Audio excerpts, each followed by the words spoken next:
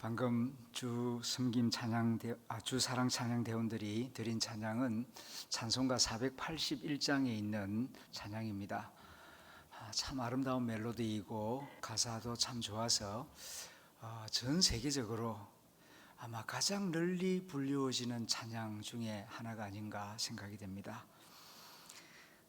때 저물어서 날이 어두니 구주여 나와 함께 하소서. 수요일 저녁 시간 주님 앞에 나온 여러분들과 또 가정에서 온라인으로 예배드리는 모든 성도들과 우리 구주 예수님이 함께 하시기를 축원합니다. 오늘 저녁에는 코로나 시대에 생각하는 십계명 이런 제목으로 말씀을 상고하고자 합니다. 우리 기독교에 가장 큰 계명이 있습니다. 무엇입니까? 기독교의 가장 큰 계명, 십계명. 예, 그 말씀도 맞는데 예수님 가르침에 따르면은 사랑입니다. 마태복음 22장에 첫째 되고 가장 큰 계명은 하나님을 사랑하라. 마음을 다하고 뜻을 다하여 주 여호와 하나님을 사랑하라. 이것이 크고 첫째 되는 계명이다 말씀하셨고, 둘째도 이와 같으니 내 이웃을 내 몸과 같이 사랑하라 하는 이것이 큰 계명이다, 그렇게 가르쳐 주셨습니다. 그러니까 기독교의 가장 큰 계명은 사랑하라는 계명이고, 조금 더 세분해서 말씀드리면 하나님 사랑, 이웃 사랑, 이것이 기독교의 가장 크고 중요한 계명입니다. 그런데 어떻게 하는 것이 하나님 사랑입니까? 어떻게 하는 것이 이웃 사랑입니까? 자, 이렇게 물어보면은 100사람이면 100가지 대답이 나옵니다. 어떤 사람은 정말 기상천외한 그런 대답을 하는 경우도 있습니다. 그래서 하나님께서 10가지 계명을 주셨습니다. 십계명. 이 십계명은 사랑의 가이드라인이라고 할 수 있습니다. 정말 하나님을 사랑한다면은 1계명부터 4계명을 기억하여 지키라. 내 이웃을 존중하고 사랑한다면 5계명부터 10계명까지 기억하여 지켜라. 네 마음대로 주관적으로 그렇게 사랑할 것이 아니라, 물론 더 적극적인 사랑의 방법도 있겠습니다만은 하나님을 사랑한다면 하나님 이외에 다른 신의 이름을 부르지 말고, 우상 만들지 말고, 하나님 이름을 망령되이 부르지 마라. 하나님을 정말로 사랑한다면 6일 동안은 열심히 일하지만 안식일은 기억해서 꼭 예배드리고 하나님을 섬기는 날로 너의 시간을 사용하여라. 그 다음, 이웃을 사랑하느냐, 말로만 사랑한다 그러지 말고 가장 가까운 이웃이 부모입니다. 부모를 공경하는 것이 이웃 사랑의 출발점이에요. 그 다음, 다른 사람의 생명을 소중히 여기는 뜻으로 살인하지 마라. 그 다음, 간음하지 마라. 도둑질하지 마라. 그리고 거짓 증거하지 마라. 남의 것 탐내지 마라. 이것이 이웃 사랑의 최소한의 규례요 규정이라고 말씀해 주십니다. 그래서 십계명은 10가지로 되어 있지만 요약하면은 하나님 사랑, 이웃 사랑의 가이드라인이다 라고 말씀드릴 수 있겠습니다. 주님께서 말씀하셨습니다. 너희가 나를 사랑하면 내 계명을 지킬 것이다. 요한복음 14장 15절에서 말씀하셨습니다. 여기서 우리는 사랑과 계명 준수 사이에 밀접한 관계성이 있음을 배우게 됩니다. 사랑한다 그럴 때 우리는 주로 감정으로 이렇게 사랑을 이해하는 경우가 많이 있는데, 하나님은 감정으로 말씀하지 않습니다. 정말 사랑하느냐? 그렇다면 내가 네게 명한 계명을 지키라. 너의 보이지 않는 그 사랑을, 내가 너에게 준 10가지 계명을 생활 가운데 지키는 모습을 통해서 나를 향한 너의 진실한 사랑을 보여달라고 하나님이 말씀하십니다. 요한복음 15장 10절에서 주님이 또 이렇게 말씀하셨습니다. 내가 아버지의 계명을 지켜 그의 사랑 안에 거하는 것 같이 너희도 내 계명을 지키면 내 사랑 안에 거하리라. 거꾸로 말하면 계명 안 지키면은 하나님 사랑 안 하는 거고요. 계명 안 지키면은 하나님 사랑 안에 거할 수가 없습니다. 사랑은 립 서비스가 아니거든요. 행동으로 보이라는 것입니다. 우리는 지금 코로나 시대를 살아가고 있습니다. 또 대통령 선거를 앞둔 시대를 살아가고 있습니다. 이런 시대에 어떻게 하면은 하나님 사랑, 이웃 사랑의 삶을 지혜롭게 성실하게 살아갈 수 있겠습니까? 그것은 십계명의 의미를 다시 한번 생각하며 성실하게 기쁜 마음으로 잘 지켜 나가는 것입니다. 우리는 하나님의 나라가 임하기를 기도하는 그리스도인들이 아닙니까? 하나님의 나라가 우리가 사는 이 대구 도시에, 우리 가정에, 또 우리나라에 임하게 하려면 우선 십계명을 기쁨으로 잘 지키는 삶을 살아야 합니다. 나라가 임하시옵소서, 임하시옵소서 주문처럼 외운다고 하나님 나라가 임하는 게 아닙니다. 십계명을 우선 기억하고 내 생활 가운데 성실하게 지켜나갈 때에 하나님의 나라가 가까이 다가오는 것입니다. 저는 그렇게 확신합니다. 천국이란 어떤 곳인가 여러 가지로 설명할 수 있겠지만 십계명을 모든 사람이 자발적으로 기쁘게 지키는 나라가 천국입니다. 그곳이 하나님 나라입니다. 그러므로 하나님 나라 천국을 추상적으로 생각할 것이 아니라 십계명과 연관지어서 우리가 천국을 이해해야 합니다. 그렇지 않습니까? 천국이라고 하는데 십계명 필요 없다. 그래서 우상 섬기고 그리고 살인이 있고 간음이 있고 도둑질이 있다면 그곳이 어떻게 천국이 될 수 있겠습니까? 억지로 지키는 게 아니라 자발적으로 모두 다 기쁜 마음으로 십계명만 다 지킨다면은 무슨 헌법이 필요하고 민법, 상법, 복잡한 그런 법전이 필요하겠습니까? 비밀번호를 달고 시건 장치를 하고 복잡한 그런 장치 필요 없습니다. 모든 사람이 자발적으로 십계명을 지킨다면은 정말 우리가 사는 이 세상이 천국과 같은 그런 세상으로 변화할 것입니다. 그러므로 우리는 십계명을 구약의 계명으로 생각할 것이 아니라 오늘 예수 믿는 나에게 주시는 주님의 말씀이고 그리고 계속해서 이 계명을 잘 지키는 것이 하나님을 기쁘게 하는 일이요 우리의 행복을 위한 길이라는 것을 생각해야 할 것입니다. 자, 십계명의 내용이 무엇입니까? 우리가 예배드릴 때마다 주기도문을 외우고 사도신경은 외우는데 비하여 십계명은 예배 시간대에 외우거나 고백하는 일이 많지 않습니다. 그렇다 보니까 십계명을 외우는 분은 그리 많지가 않은 것 같아요. 혹시 십계명 다 외우는 분 계십니까? 감사할 일입니다. 자, 외우지 못한다면은 우리 같이 한번 읽어보도록 하겠습니다. 여러분 가진 성경책 맨 뒷면을 보시면은 십계명을 따로 적어두었습니다.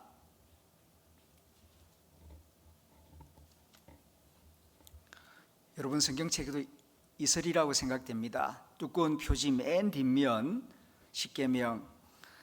자, 계명을 돌아가면서 저와 여러분이 한번 교독하겠습니다. 제1은 너는 나 외에는 다른 신을 내게 두지 말라.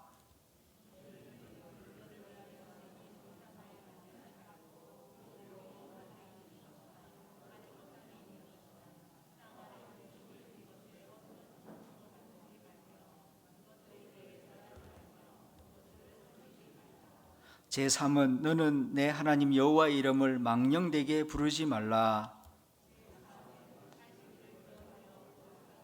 제5는 내 부모를 공경하라. 제7은 간음하지 말라. 제9는 내 이웃에 대하여 거짓 증거하지 말라. 제10은 내 이웃의 집을 탐내지 말라.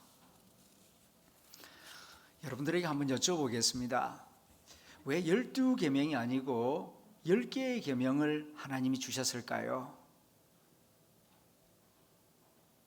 왜 15개 계명이 아니고 10개의 계명을 주셨을까요? 이 물음에 대하여서 정확한 대답은 성경 안에는 없습니다. 그런데 구약의 랍비들은 오랫동안 이렇게 설명을 해왔습니다. 우리의 이 손가락이 10개이기 때문에 10개의 계명을 주셨다. 사람이 살아서 움직이는 동안 항상 손을 사용합니다. 먹을 때도, 피아노를 반주할 때도, 농사 지을 때에도, 또 아이의 기저귀를 갈아줄 때에도 이 손가락을 쓰지 않고 되는 일이 하나도 없습니다. 그래서 살아서 움직이는 동안, 일하는 동안 항상 너의 10개의 손가락을 보면서 내가 너에게 준 10가지 계명을 기억하라. 연상하기 좋게 하시려고 10개의 계명을 주셨다. 그렇게 해석을 합니다. 일리가 있다고 생각이 됩니다. 그러므로 오늘부터 이 나의 10개의 손가락을 볼 때마다 이 10계명을 다시 상기할 수 있기를 바랍니다. 10계명을 외우는 방법이 여러 가지 있는데요. 이런 방법이 참 좋은 것 같습니다. 1, 2, 3, 4, 5, 6, 7, 8, 9, 10 이 숫자에다가 대입해서 연상을 해서 외우는 겁니다. 말씀을 보고 읽는 것도 은혜가 되지만은 외워서 다니면은 보지 않고 외워서 걸어 다니면서 묵상할 수 있다면 더 큰 은혜가 되고 더 많은 깨달음이 있습니다. 그래서 10계명은 외울 수 있었으면 좋겠습니다. 1 하면 일체 다른 신들을 섬기지 말라. 여호와 외에는. 2 하면 이상한 우상들을 만들지 말라. 그것들에게 절하지도 말라. 3가 여호와의 이름을 망령되이 부르지 마라. 4 사업하지 마라. 안식일에는. 5 오만이 아버지를 잘 섬겨라. 6 육포로 사람 죽이지 마라. 육포는 옛날 총 이름입니다. 육포로 살인하지 마라. 7 칠보 단장한 여인을 간음하지 마라. 8 남의 거 훔치지 마라. 도둑질하지 마라. 9 구차한 거짓말을 하거나 거짓 증거하지 마라. 10원이라도 남의 것 탐내지 마라. 집이나 아내나 종이나 가축이나 남의 것 탐내지 마라. 이렇게 1, 2, 3, 4, 5, 6, 7, 8, 9, 10 이렇게 연결해서 기억을 하면은 정확하지는 않지만은 그 핵심 내용을 잘 기억할 수 있으리라고 생각이 됩니다. 하나님이 왜 10계명을 주셨을까요? 우리는 계명하면은 무겁다, 힘들다 그런 느낌을 받습니다. 나의 자유를 구속한다 그런 선입견을 가지고 있는데 하나님이 우리에게 10계명을 주신 목적은 우리의 행복을 위하여 주신 것입니다. 신명기 10장 13절에서 하나님이 말씀하십니다. 내가 오늘날 내 행복을 위하여 내게 명하는 여호와의 명령과 규례를 너는 지킬지니라. 하나님이 우리에게 은혜를 베푸시고 행복을 주시고 또 우리의 생명과 재산과 가족을 안전하게 지켜주시려고 계명을 주신 것입니다. 만일에 계명을 주시지 않았다고 생각해 봅시다. 그러면 어떤 일이 생겼을까요? 계명이 없으면 우선 영적으로 어리석음에 빠지고 불행에 빠집니다. 계명을 주셨기 때문에 우리가 헛된 신에 빠지지 아니하고 우상 숭배에 빠지지 아니하고 하나님을 바르게 섬길 수 있는 가이드라인을 얻게 된 것입니다. 또 살인하지 말라 하는 계명을 통하여 우리의 생명을 지켜주십니다. 이 계명이 없었다면 힘 있는 자들이 약한 자들을 마구 죽여도 계명이 없으니까 그게 죄인 줄을 몰라요. 죄라고 하는 것은 계명이 있을 때에 죄의 그 잘못이 분명하게 드러나는 거거든요. 간음하지 말라 하는 이 계명은 우리의 가정을 안전하게 지켜주시는 하나님의 장치입니다.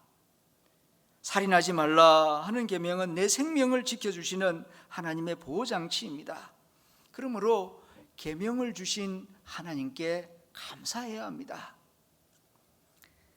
인간의 행복은 우리가 아는 대로 많은 소유에 있지 않습니다. 높은 지위에도 있지 않습니다. 그럼 어디에 있습니까? 관계 속에 있습니다. 좋은 관계를 가져야 행복할 수 있고 좋은 관계를 오래 지속할 때 행복도 지속됩니다. 관계 가운데 제일 중요한 관계는 하나님과의 관계입니다. 하나님과 좋은 관계를 가져야 행복을 얻을 수도 있고 누릴 수도 있어요. 하나님과의 관계가 삐뚤어져 보세요. 하나님이 나를 미워하신다. 하나님은 나를 믿지 아니하신다. 하나님은 나에 대해서 낙심하고 계신다. 만일에 그렇게 생각이 된다고 합시다. 그런 심령을 가지고 하나님이 만드신 이 하늘 아래서 행복하게 살아갈 수 있겠습니까? 하나님과의 관계가 믿음, 소망, 사랑의 관계 속에 있을 때에 하나님이 만드신 이 하늘 아래서 행복하게 살아갈 수 있어요. 또 가족 생활도 우선 부부 관계가 좋은 관계가 되어야죠. 그리고 이웃과의 관계가 서로 신뢰하고 서로 기대하고 서로 사랑하는 관계가 될 때 만날 때마다 기쁘고 행복하고 행복이 거기에 있지 않습니까? 그런데 이 관계를 어떻게 하면 좋은 관계로 만들고 잘 유지할 수가 있겠습니까? 하나님과의 관계를 잘 엮어나가는 그 가이드라인이 십계명이에요. 하나님과 좋은 관계를 가지기를 원한다면 하나님 외에 다른 신을 섬기지 마십시오. 우상 만들지 마십시오. 하나님 이름을 업수히 여기거나 함부로 부르지 마십시오. 그리고 주의를 기억하여 거룩하게 지키십시오. 이것이 하나님과 좋은 관계를 유지하는 지혜입니다. 십계명이 이것을 가르쳐주고 있습니다. 하나님과의 관계를 잘 유지할 때에 하나님이 만들어주신 이 하늘 아래서 강하고 담대하고 평안한 마음을 가지고 살아갈 수가 있습니다. 또 이웃들과 좋은 관계를 유지하기를 원한다면 먼저 내 부모님을 공경하고 그 다음 다른 사람의 생명을 소중히 여기고 또한 땀 흘려 얻은 그 재산을 함부로 가져오거나 정당한 대가를 지불하지 않고 빼앗는 그런 일을 해서는 안 됩니다. 그 사람이 땀 흘려 수고한 지적 재산이나 물적 재산이나 그런 것들을 존중하고 인정하고 그리고 소중히 여겨주어야 합니다. 그리고 다른 사람의 혼인 생활을 존중하고 그리고 그 가정을 축복하는 마음을 가져야 합니다. 이렇게 십계명의 후반부를 잘 지켜나갈 때에 이웃들과의 관계가 좋은 관계가 되고 서로 신뢰하는 관계가 되어서 행복을 얻을 수도 있고 누릴 수도 있는 것입니다. 그런데 같은 계명이라도 평안할 때는 그런 대로 잘 지킬 수 있지만은 우크라이나와 같이 전쟁이 일어났다고 합시다. 그러면은 계명 지키기가 쉽지가 않습니다.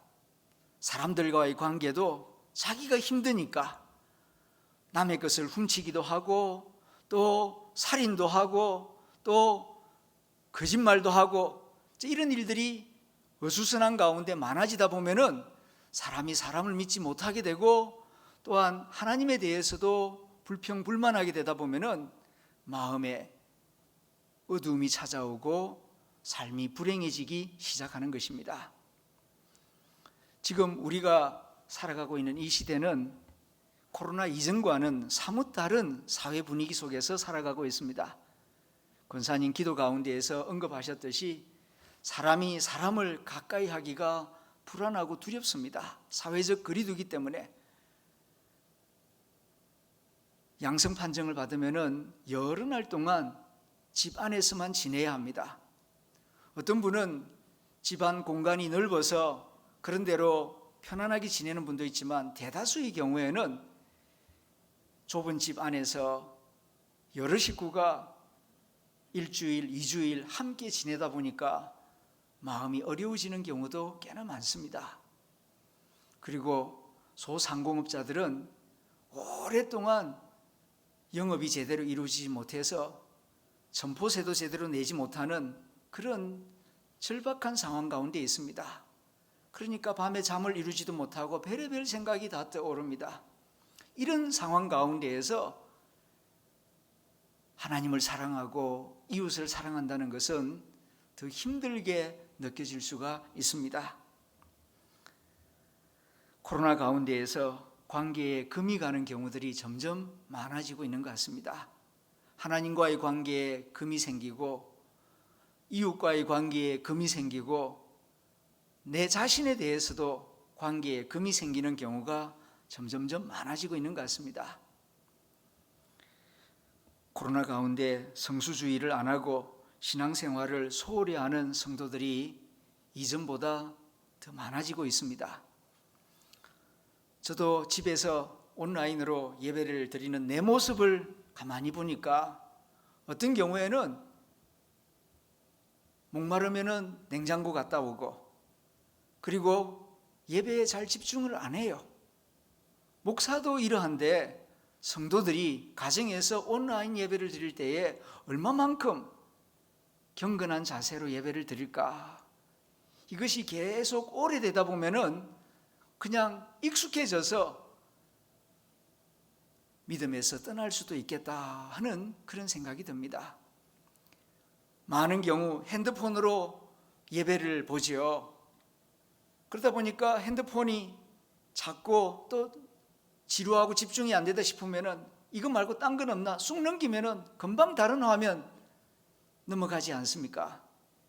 이런 일들이 한 번, 두 번 계속되다 보면은 주의를 소홀히 다루게 되고 말씀에서 멀어지고 예배에서 멀어지면은 믿음을 잃어버리기가 쉬운 것입니다. 또한 혼자 있는 시간이 많아지다 보니까 마음이 우울해지고 이런저런 걱정, 근심이 많아집니다. 뉴스 보도를 보니까 술 소비량이 어느 때보다도 많아진답니다.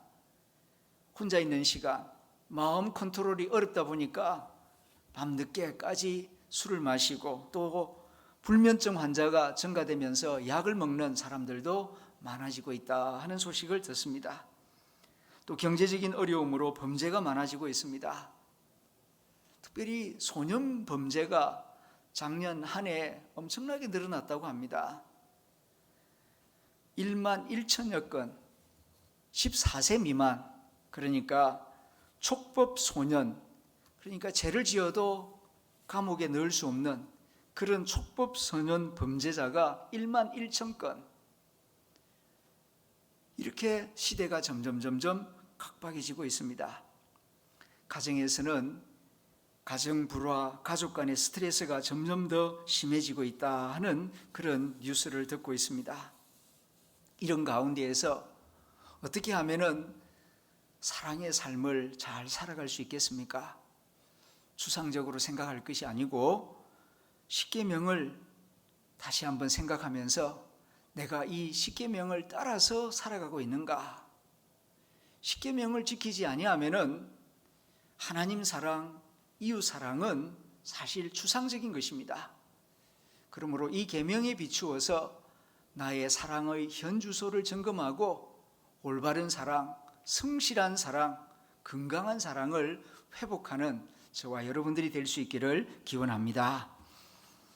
사도 바울은 고린도전서 13장 13절에서 항상 있어야 할 것 세 가지를 말했습니다. 항상 있어야 할 것 세 가지. 그게 무엇입니까? 믿음, 소망, 사랑, 이 세 가지는 항상 있을 것이다. 그 중에 제1은 사랑이다. 그렇게 바울이 가르쳐 주셨죠. 시민사회 생활에서 항상 있어야 할 것은 무엇입니까? 일반적으로 우리가 집 밖을 나갈 때 세 가지를 꼭 챙긴다면 그게 무엇입니까? 첫째는 핸드폰이죠. 두 번째는 지갑이죠. 세 번째로는 자동차 키나 아니면은 신분증이죠. 그렇다면 우리가 그리스도인으로서 신앙생활에 있어서 항상 챙겨야 할 것 세 가지는 믿음, 소망, 사랑입니다. 내 가슴 속에 믿음이 있고 소망이 있고 사랑이 있는가? 항상 물어보아야 할 것입니다. 그런데 믿음의 구체적인 내용이 무엇입니까? 그것은 사도신경에 잘 나타나 있습니다. 내가 믿는다 하는데 그 믿음의 내용이 무엇인가 하면은 나는 아버지이시고 창조주이신 여호와 하나님을 믿습니다. 예수 그리스도를 믿습니다. 성령님을 믿습니다. 삼위일체 하나님을 믿습니다. 이 고백이 믿음의 내용입니다. 두 번째, 소망의 내용입니다. 내가 그리스도인으로서 어떤 소망을 가지고 살아갑니까? 어떤 소원을 가져야 합니까? 그것은 주기도문이 6개의 우리 그리스도인들이 가져야 할 소원, 소망을 가르쳐주고 있습니다. 우리는 하나님의 이름이 거룩히 여김을 받기를 소망합니다. 하나님의 나라가 임하기를 소망합니다. 하나님의 뜻이 이루어지기를 소망합니다. 그리고 우리 모두에게 일용할 양식 주기를 소망합니다. 우리의 죄를 용서해 주시기를 소망합니다. 시험과 악에 빠지지 않도록 지켜주시기를 소망합니다. 이 6개가 우리의 소망입니다. 소망의 내용을 주기도문이 잘 가르쳐주고 있어요. 그 다음 사랑입니다. 사랑의 내용, 그리고 어떻게 사랑해야 하느냐? 우리의 사랑은 어떤 애완용 개를 사랑하는 게 아닙니다. 어떤 아름다운 미술 작품을 사랑하는 그런 거 아닙니다. 우리가 그리스도인으로서의 사랑의 대상은 하나님 사랑, 이웃 사랑입니다. 그런데 하나님을, 보이지 않는 하나님을 어떻게 하는 것이 사랑하는 거냐? 하나님 이외에 다른 신의 이름을 부르지 않는 것입니다. 그 다음에는 일체 눈에 보이는 우상을 만들거나 거기에 절하지 않는 것이 하나님을 사랑하는 길입니다. 그리고 하나님의 이름을 소중히 여기고 하나님의 이름을 높이려고 하는 것이 하나님을 사랑하는 삶의 모습입니다.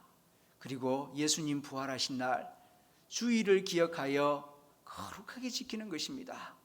현장에 와서 예배를 드리든지 가정에서 온라인으로 예배를 드리든지 주일을 기억하여 이 날은 나의 날이 아니고 주님의 날이다 기억하여 주일을 예배하며 선한 일에 힘쓰며 그리고 약한 자들을 돌아보는데 내 시간을 사용하는 것, 이게 하나님을 구체적으로 사랑하는 모습입니다.